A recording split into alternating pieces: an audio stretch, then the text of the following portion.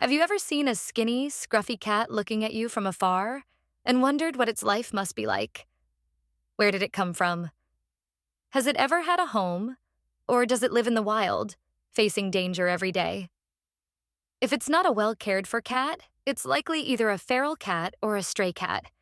And did you know that many people have messaged and commented asking about the difference between feral and stray cats? Today, let's uncover the secrets behind the lives of feral and stray cats. How are they different?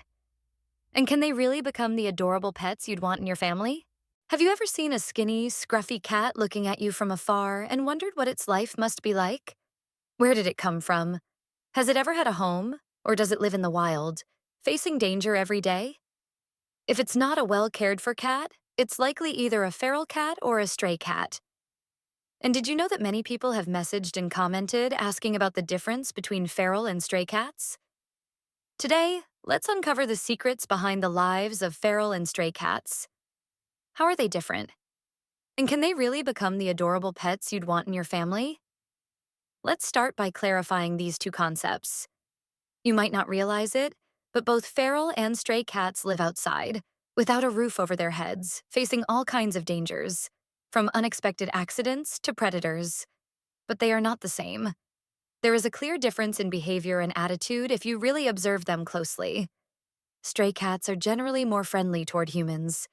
In fact, most stray cats once had homes. They were once part of a loving, caring environment, familiar with gentle petting and the soothing voices of their owners. But for some reason, perhaps they were abandoned, lost, or their families couldn't take care of them anymore. They've been left to fend for themselves on the streets. That's why, if you see a cat suddenly showing up, looking at you with curious eyes and waiting for you to open the door for some food, it's most likely a stray cat. In contrast, feral cats are truly a different story. These cats have never or rarely been around humans. They often live in small groups, known as colonies, in the wild or in city alleys, and they survive by hunting on their own. Interestingly, have you noticed that adult feral cats rarely meow to communicate? It seems they have evolved to use eye contact and body language instead of sounds to avoid attracting attention from potential threats. Let me tell you about Max, a stray cat I met not long ago. Max used to be a house cat, carefully cared for by his owner. But when his owner moved away, Max was left behind. At first, he hung around the old neighborhood, waiting for his owner to come back. Every evening, Max would sit by the door, his face filled with sadness when no one came to welcome him. Gradually, Max started to get to know the neighbors around, finding food and even affection. Max didn't hesitate to approach people, gently rubbing against your legs, as if asking for a bit. I once saw Max quietly climb over a fence into the yard of an elderly lady who lived on the corner. She knew Max was a stray, but touched by his friendliness, she opened her heart to welcome him as a new member of her family. Now Max has a new home. And we can help many cats like Max find a loving home too. But what about feral cats?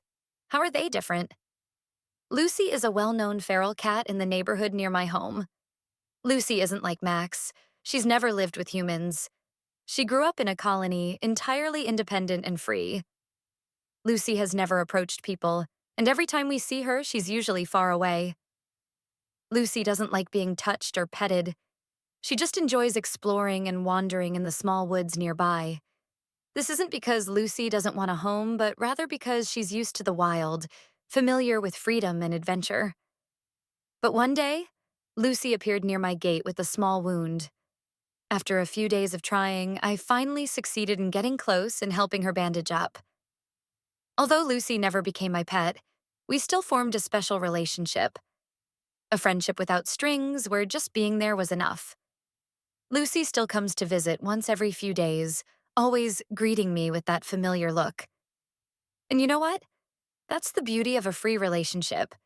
Not bound, but still very close. Many people might wonder, can feral or stray cats be tamed into pets? The answer is yes, but it won't be easy. Stray cats like Max, who once lived in a home, are more likely to adapt if someone opens their hearts to them. With a bit of love, they can quickly settle into a new life. But with feral cats like Lucy, things aren't so simple. Adult feral cats are accustomed to a wild life, are less trusting of humans, and tend to keep a safe distance. However, this doesn't mean we can't build a relationship with them. We can help them by providing food, protecting their living areas, or even using the TNR method to help control the population and prevent disease from spreading within their colonies. So, what have you learned from Max and Lucy's stories? Whether they're feral or stray, all cats deserve love and care from people. You don't have to own them to have a beautiful relationship.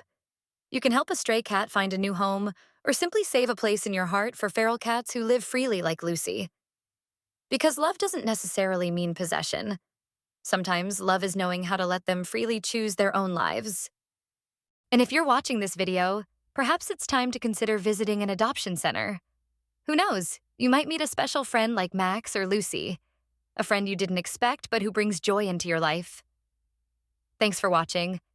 And I'm Wildcat Diary.